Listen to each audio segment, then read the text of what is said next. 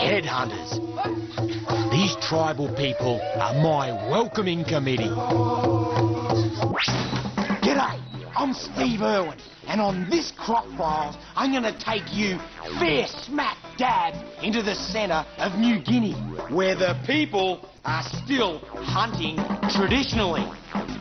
This knife is made out of a leg bone of a cassowary. Traditional people using traditional weapons. Headhunters, mind you. Woo! Let's go get them. G'day. G'day. Here we go again, adventuring, where the wild creatures hang. We're gonna have a gorgeous, G'day. don't fuck with it, very, very dangerous time, my friend.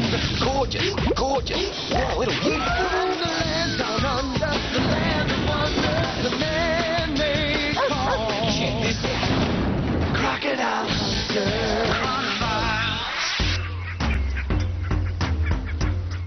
In the rugged New Guinean highlands, the peoples still live traditionally, just like they've done for thousands of years. And here's my collection that I got from a hill tribe. This is actually their clothing. They wear that to protect themselves. And here are their tools of trade. They've got to get a feed, and this is what they use. Have a go at this. They're right into their music, and that's a stretched mangrove monitor skin on a traditional drum. By crikey, they're wild people, and they've got wild tools of trade, and they're very accurate with their tools of trade. Not only do they use these as weapons against each other, but they also use them to get a feed. So this bow was made out of a piece of timber out of a tree with a rattan as its string. Have a go at these arrows. Woo! Look at these. All of the arrows have different purposes. So you can see this one here. This is a fish arrow. You can see it's got the 3 needle-sharp prongs. They line up fish, sticks into the fish, doesn't actually kill the fish. They wiggle, they've got barbs so it can't pull out. Pull the fish back up, kill it, and eat it. Sunset, and we're right at the mouth of a big river that dumps a whole stack of water out into the Arafura Sea. And I'm being guided by 2 traditional tribal hunters. Tonight's a special night. Pretty soon, I pick up something moving across the oily, glassy water. They paddle silently and smoothly straight at it, and it's a snake. It's trying to move away from us. We line it up. Go, Steve-O. How's this? I got him. Woohoo! And it's a green python, a real typical New Guinea green python. The Australian ones are virtually emerald green with a white belly. This one's got a whole streak of blue, iridescent blue going through it. What are you doing out here? Green pythons aren't naturally found in this estuarine environment. They're more typically up in the tropical rainforest. This is a score. But you know what tells me? This is what it's telling me. This is like a piece of evolution happening right here. Out there is the mouth. The Arafura Sea is right out behind me. This guy is on his way out to the Arafura Sea, which is an excellent example of how these animals have travelled and got caught up in the rest of the archipelago. They can float, they can swim, a little bit of driftwood, and they can bite. You're going to bite me, aren't you? Look at him, he can glide through the water, no problem at all. Really quick. Only thing he's got to watch out for is predators like sharks, crocodiles, and birds of prey. This is evolution in the making right now. This is how they get onto the other islands. Beautiful animal, the green python. Away you go, mate. Just going to let nature take its course. Spearing myself out of the front of a dugout canoe is not too much of a drama, but getting back in... Whoa, I nearly tipped the whole lot over. Lucky enough, these tribal people, they've been born and raised in canoes. Would you believe that in Irian Jaya, a hunting canoe is carved out of a single tree? Here at the Crocodile Hunter's Lair, we've got all the state-of-the-art equipment.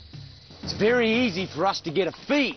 We only have to go to the supermarket. Suey, here's a stick. Imagine having to live out in the bush and exist by using sharp sticks to get a feed. It'd be really difficult. Oh, here he goes.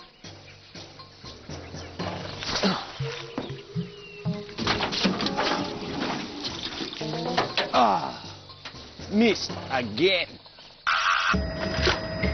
This village and the lifestyle of these people is so different from the big city life back in Australia. They have to live off the land. They build their own homes, catch their own fish, kill their own food to eat. They're completely dependent on their environment. These homes were built together as a village, and they're built off the ground to help the air circulate around them to keep them cool in this tropical climate. The people have very strong traditions. This place absolutely crawls with mud crabs. People eat them all the time. In fact, it's one of their staple food sources. Of course, the crocodiles love to eat them too.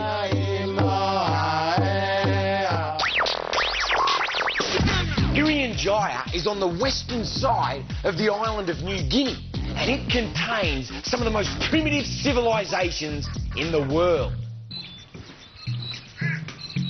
This is a carpet python, and they're pretty common in some areas of Irian Jaya. They're the second largest snake species found on the island of New Guinea. Let's go and have a look at the biggest snake species in New Guinea, the third largest snake in the world, the scrub python. And they're found in the deep, dark jungle under the clouds, where it's always moist and there's plenty of tucker.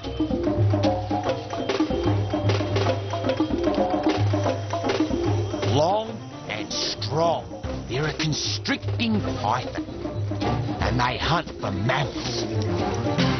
Scrub python. Only a young one, probably only a couple of years of age. Beautiful animal. Now these actually grow to be one of the longest snakes in the world, and they're considered as the third largest snake in the world. They're a python, they're a constrictor, and when these guys get to adulthood, they eat cuscus, tree kangaroos, virtually any mammals that they can locate, ambush, and constrict. They're a fabulous animal. You find them on the ground, in the trees. These young ones are quite arboreal. The big ones, they get pretty heavy-bodied, and they're often found on the ground. They're nocturnal. See, they've got those nocturnal eyes. They've also got those heat pits, the heat-sensing pits on the bottom lip. Razor-sharp teeth. Not as sharp as the prickles on that branch. And look at the coloration. You can see those beautiful yellow bands on the lower part of the body. We get these in Australia too. They're a completely different colour to these Irian ones. Gorgeous nonetheless. There you go.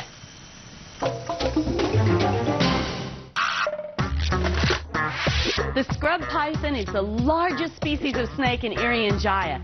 It can get to be over 24 feet long.